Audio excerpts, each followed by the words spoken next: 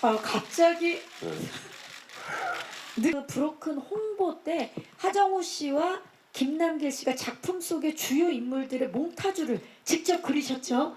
자, 그 몽타주를 지금 스태프께서 배우 한 분 한 분께 직접 전달해 드렸는데 제가 한 분씩 그 이야기를 나눌 때 몽타주를 공개해 주시면 되겠습니다. 자, 먼저 하정우 씨가 맡은 민태 공개합니다. 네, 몽타주 지금 공개가 됐고요. 지금 옆쪽에 있는 스틸을 그대로 그린 그거를 저희가 그린 몽타주인데 일단 몽타주 누가 그려주셨나요? 하정우 씨. 네, 제가 그랬습니다. 직접 그리신 몽타주. 민태 어떤 인물인가요? 민태는 그 동네에서 그 지역에서 굉장히 잘 나갔던 피도 눈물도 없던 그런 조직의 일원이었죠. 근데 이제 동생이 그 조직에 들어와요. 예, 동생이 원해서. 네. 근데 그 동생이 이제 사고를 치죠.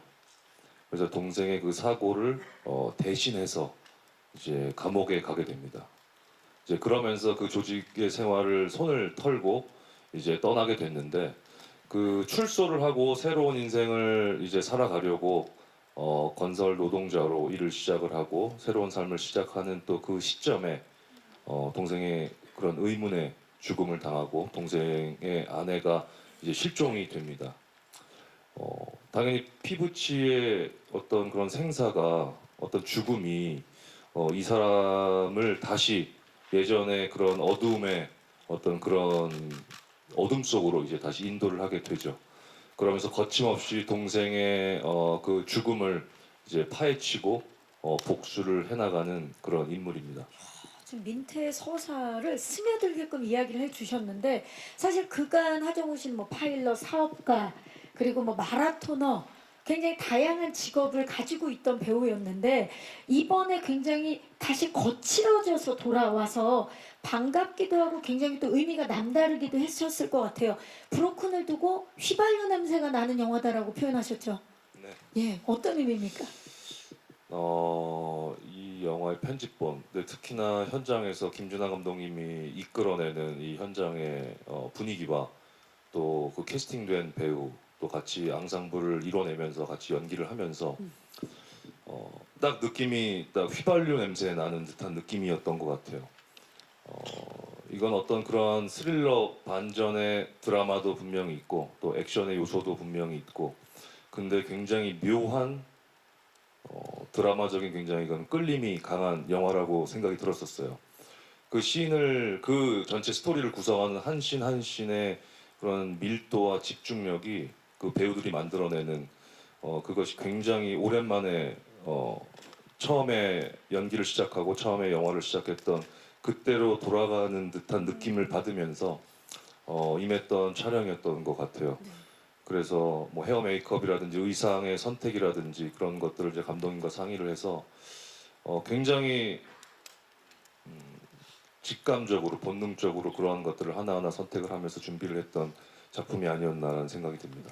자, 모습에서도 느껴집니다. 굉장히 거칠고 언제 진짜 불이 붙을지 모르는 일촉즉발의 모습을 보여주고 계시는데 사실 본인이 가진 건 몸뚱아리 하나뿐인 사람이 하나뿐인 가족이 동생을 잃고 정말 그 분노를 추적으로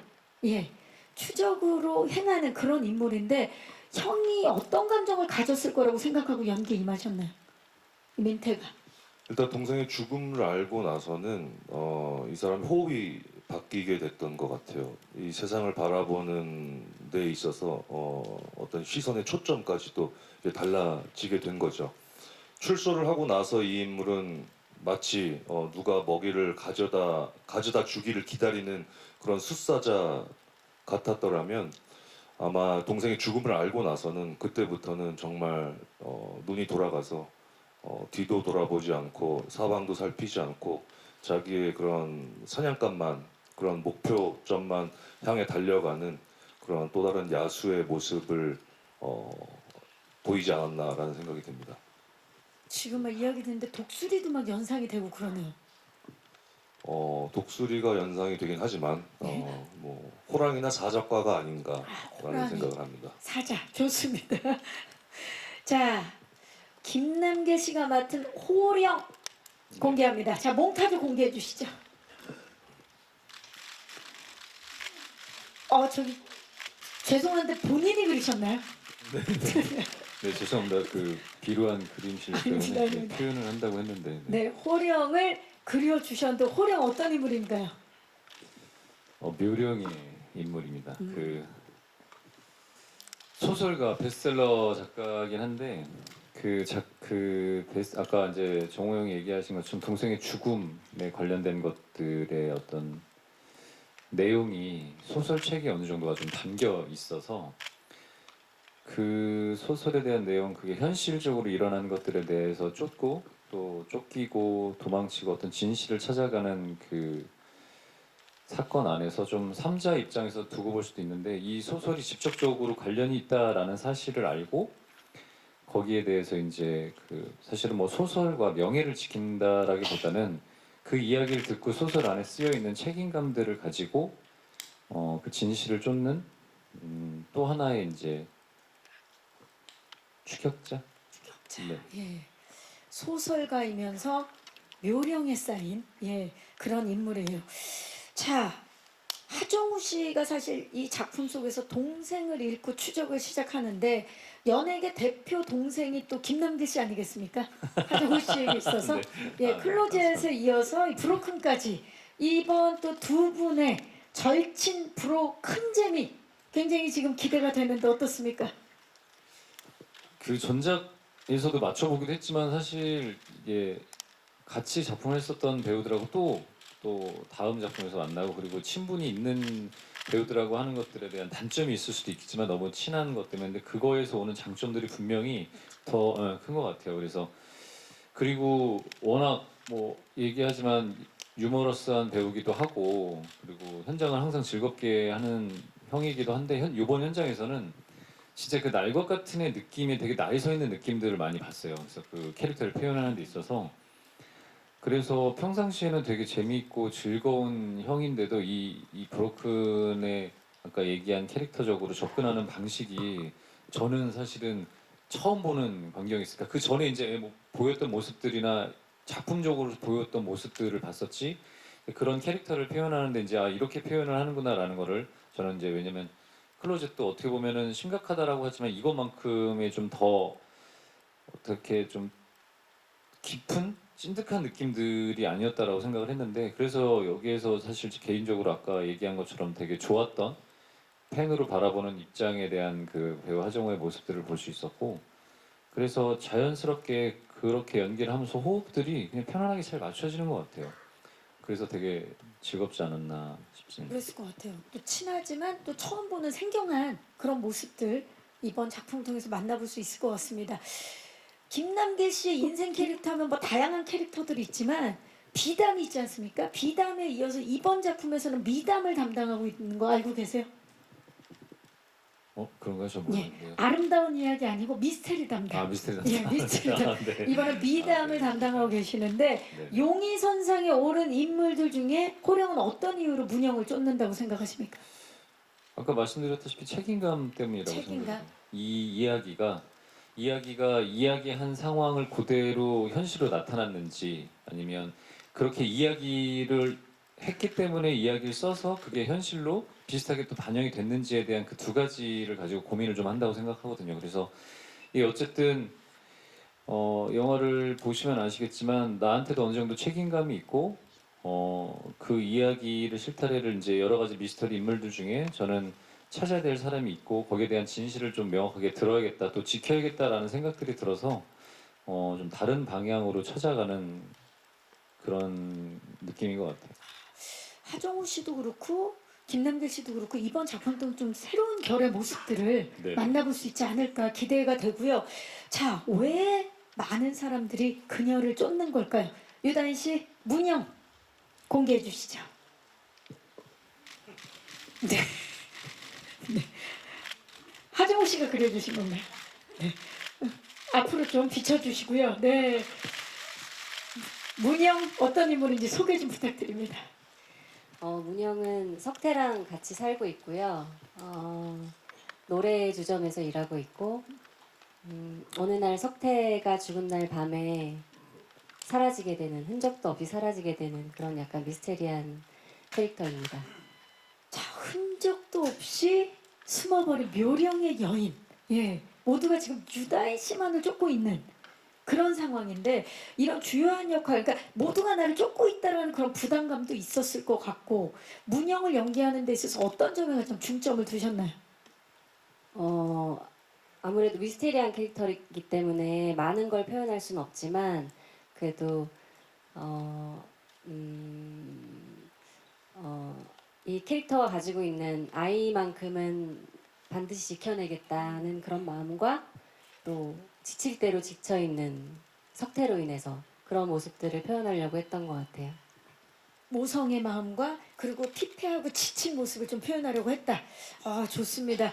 자, 감독님께서 10년 만에 드디어 유다인 배우를 캐스팅했다라고 말씀하셨는데 어떤 스토리가 있는 겁니까, 감독님? 아, 예. 딱히 특별한 스토리가 있는 건 아니고요. 예. 예. 지금 이 정도 질문이면 있어야 됩니다. 예, 스토리가. 예. 근데 이제 제가 한 13년 전에 해화동이라는 영화를 굉장히 인상 깊게 봤었습니다. 진짜 열연하셨죠. 예. 그때 유다인 배우님을 처음 뵀었는데 어떤 장면에서 대사 없이 어느 한 곳을 멍하니 바라보는 어떤 샷이 있었거든요. 그걸 보면서 이제 묘한 미스테리를 느끼면서 또 어떻게 바라보느냐에 따라서 그 인물의 감정을 제가 느끼고 있다는 거를 느꼈거든요. 네. 예. 그래서 언젠가 한번 같이 한번 작업을 꼭 했으면 좋겠다라는 생각을 하고 있다가 이번에 브로큰에서 문형 캐릭터를 만들어 가면서 유다인 배우님을 떠올리게 됐고 횟수를 계산해 보니까 그게 10년이 넘어서 그렇네요. 그런 스토리가 만들어지지 않았나 하는 생각이 듭니다. 그때 유다인 씨가 전해줬던 그 표정과 그 미스테리가 너무 인상적이었던 거죠. 그렇죠. 예, 그래서 브로큰까지 이어졌는데 알고 계셨어요, 유다인 씨? 얼마 전에 인터뷰하면서 감독님한테 처음 듣게 됐어요. 그래서 참 감사했어요. 전작이 중요한 게 그죠? 언제 어떤 분이 그 모습을 보고 그 다음 캐릭터랑 연결될지 모르기 때문에 10년이 이어지는 이야기입니다. 대단합니다. 네. 자, 그렇다면 이번에는 창모 역할을 맡은 정만식 씨를 만나봐야 되는 이분의 몽타주가 저는 개인적으로 가장 궁금합니다. 공개해 주시죠. 와, 몽타주. 지금 하정우 씨, 그 작가분께서 굉장히 지금 만족을 하고 계신 김남계 씨가 그러셨어요? 김남계 씨, 지금 정만식 씨도 처음 보시죠? 저는 처음 봐요. 예, 김남계 씨, 네네. 본인이 그린 거 맞습니까? 네네. 지금 저는 사실 하정우 씨가 그린 줄 알았거든요. 아니, 정우영 그림을 조금 따라하긴 했는데 제가 근데 그렸지만 눈을 너무 매력적으로 그린 것 같아요. 네네. 네, 창모 어떤 인물입니까, 정만식 씨? 예, 그 영화가 진행되는 그 도시에서 도시의 어느 조직 창모파의 보스입니다. 예. 끝입니까? 그런데 뭐 석태가 없어졌다고 민태가 찾아와서 파일로 보냈던 걸로 기억을 해요. 지금 약간 지금 보니까 창모처럼 이야기를 하시는. 제가 그 도시에서의 그 작업을 이제 다른 조직들과의 그런 마찰도 있었고 해갖고 그 대사에 나오거든요. 이제 그만 전쟁하고 싶다고, 전쟁 같은 거 이제 그런 거 하는 거 아니라고. 그래서 우리랑 관련이 없는 것 같은데 다른 데 가서 알아봐라. 나도 저 경찰 조사 받고 왔다. 이걸 다 하고 보냈는데 많이 여기저기 돌아다니더라고요. 그래서 저는 그렇게 대화를 잘 나눴던 것 같은데. 지금 누가 봐도 창모가 돼서 화법 자체가 창모와 1인칭으로 지금 말씀을 해주고 계세요. 대단합니다. 사실 다들 느끼시겠지만 범죄 추적극 하면 정만식. 조금만 더 기품 있게 웃어주시면 근데 정만식 하면 또 이런 카리스마를 빼놓을 수가 없는데요. 범죄 장르를 이제 다수 섭렵하신 장인으로서 브로큰만의 매력 그리고 창모만의 매력을 좀 말씀해 주시죠. 브로큰은 이제 한 남자가 결심했는데 그 결심이 무너지면서 다시 그 과거로의 그 회귀라고 할까요? 뭐 다시 기억하고 싶지 않은 그런 그 모습을 다시 찾게 되면서 다시 뭔가 이야기의 진실을 찾고자 막 이렇게 헤매는 그 이야기인데 저는 이제 뭐 할 얘기가 별로 없었는데 찾아와서 그냥 제가 알고 있는 이야기만 해준 거고요. 창모 역할을 하려고 사실은 제가 처음으로 이렇게 이런 역할 그 뭐 말씀하신 대로 어떤 추적, 뭐 감금, 뭐 협박 뭐 이런 역할들을 많이 하면서 했던 역할들 중에 가장 깔끔하고 말끔합니다. 깔끔 말끔 네, 그리고 말도 지저분하게 하지 않고요. 되게 간결하고 제 기억으로는 아주 짧고 간결하고 그리고 뭐라 할까요? 젠틀한가요? 되게 젠틀하고 품위 있게 아마 이 대화를 나눴던 것 같아요. 이렇게 좋습니다. 여유 있게 얘기를 나눴던 것 같아요. 깔끔하고 말끔하고 젠틀한 네. 정만식 씨의 모습, 창모의 모습 기대해 주시기 바라면서 점점 지금 몽타주가 공개될수록 하정우 씨는 워낙 또 유명한 또 화가기도 하시지만 김남길 씨의 재능이 지금 새롭게 밝혀지고 있어요. 지금 네. 강풀 작가님도 놀랄 법한 지금 몽타주들이 나오고 있는데요. 과연 마지막 임성재 씨의 몽타주는 어떤 분께서 그리셨을지 병규 공개합니다. 갑자기 느낌이 훅 달라지는데요. 자, 이 몽타주 누가 그리신 겁니까? 김남길 씨 무슨 일이 있었던 거예요? 죄송합니다. 예. 네. 저건 끄적거린 것 같은데요. 임성재 씨 괜찮으세요? 본인 몽타주? 저거만큼 저를 잘 표현할 수가 없다고 생각을 합니다. 이게. 왜냐면은 병규라는 애가 사실 저 눈을 보시면 네. 그 이렇게 우리 옛날에 그 연필 떼지 않고 한 번에 그리기처럼 네. 이렇게 단순하게 되어 있잖아요. 병규가 그런 애거든요. 그렇지. 그걸 정확하게 간파했다. 예. 아, 대단합니다. 아주 심플하고 뭐 딱히 앞 뒤가 별로 없는 그 이제 보이는 게 다인. 보이는 게 다인. 그래서 우리 형을 잘 따라서 보좌를 해주는 그런 역할인데 안성맞춤으로 그려주셨습니다. 아 대단합니다. 그림도 네. 그림인데 굉장히 그 해석이 예. 놀랍고요. 사실 민태와 함께 차에서 그러니까 추적을 계속 동행하는 인물 아닙니까? 맞습니다. 병규가? 예. 그런데 정작 촬영 때 계속 차에만 있었다는 이야기가 네. 있어요. 차에서 어떤 생각들을 좀 하셨는지. 뭐 언제 내릴까 이런 생각들도 좀 하고 이렇게 뭐 내 다리에 문제가 있었는지 그런 생각도 좀 하다가 감독님께서 네. 그 이게 지금 내릴 때가 따로 있다. 아주 민태는 차에 중요하게. 있어야 된다. 차에 네. 있어야 된다. 그래서 그런 아주 중요한 마음가짐을 새기면서 차에 있었습니다. 왜냐면 이게 굉장히 어려운 게 한정된 공간에서 연기를 한다라는 게 결코 쉽지 않거든요. 네, 아마 맞습니다. 임성재 씨가 그 안에서 다채로운 또 매력을 보여주실 것 같은데요. 기대를 해보도록 하겠습니다. 자, 얽혀버린 진실 사이에서 용의선상에 오른 분들 지금 서로 얽히고 쫓는 그런 인물들인데요. 우리 다 같이 몽타주를 한꺼번에 좀 들어주시겠어요?